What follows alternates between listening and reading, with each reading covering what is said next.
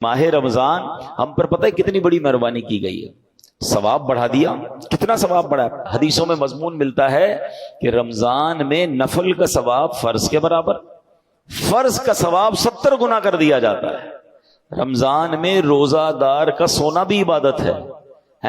رمضان میں روزہ دار کے منہ سے افطار سے پہلے جو بو آتی ہے وہ اللہ کے نزدیک مشک کی خوشبو سے زیادہ بہتر ہے۔ رمضان کی پہلی رات جب آتی ہے اللہ اس امت پر نظر رحمت فرماتا ہے، اور اللہ جس پر نظر رحمت فرمایا اسے کبھی عذاب نہ دے گا۔ رمضان میں روزانہ افطار کے وقت 10 لاکھ گناہگار جہنم سے آزاد کر دیے جاتے ہیں۔ کیسے پیکج ہے؟ اچھا، رمضان میں جب جمعے کا دن آتا ہے، یعنی جمعرات کی مغرب سے جمعہ کی مغرب تک ہر گھڑی 10 لاکھ بخشے جاتے ہیں۔ مطلب وارے نہیں آ رہے ہیں نا ساری زندگی میں، اور آپ دعا کرتے ہیں یا اللہ ہماری پکار سن لے، ہماری دعا سن لے۔ رمضان کی راتوں میں فرشتہ آواز لگاتا ہے کوئی مانگنے والا کہ اس کی دعا قبول کر لی جائے، ہے کوئی توبہ کا طلبگار اس کی توبہ قبول کی جائے۔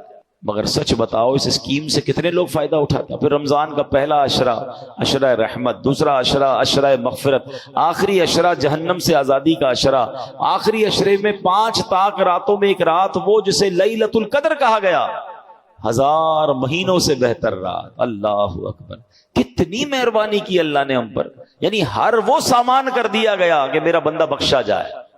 مگر سچ بتاؤ جو اس میں بھی نہ بخشا گیا، جو اس میں بھی غفلت کر لے تو اس کا کیا بنے گا؟ نہیں، پلیز اس آفر کو ضائع مت کرنا۔ دیکھیں ہمیں نہیں پتا پھر رمضان ملے نہ ملے۔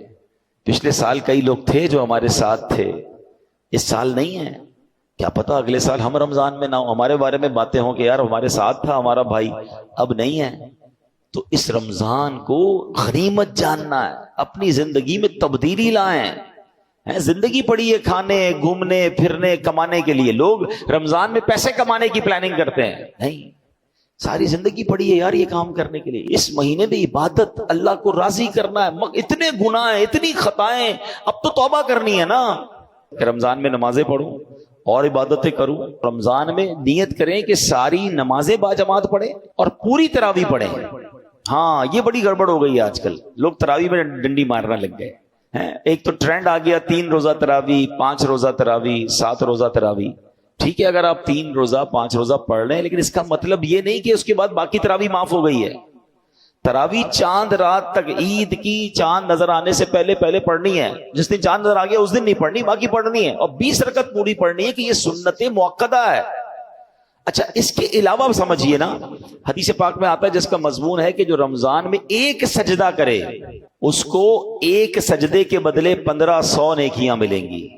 ہر سجدے پر جنت میں سرخ یاقوت کا محل عطا فرمایا جائے گا، اور فرمایا ایک درخت ایسا اسے جنت میں دیا جائے گا، اس کا سایہ اتنا بڑا ہوگا، اس کی ڈائمنشن اتنی بڑی ہوگی کہ گھڑ سوار یعنی ہارس رائڈر 500 سال تک دوڑتا رہے اس کا سایہ ختم نہیں ہوگا، یا اتنا سایہ ہوگا۔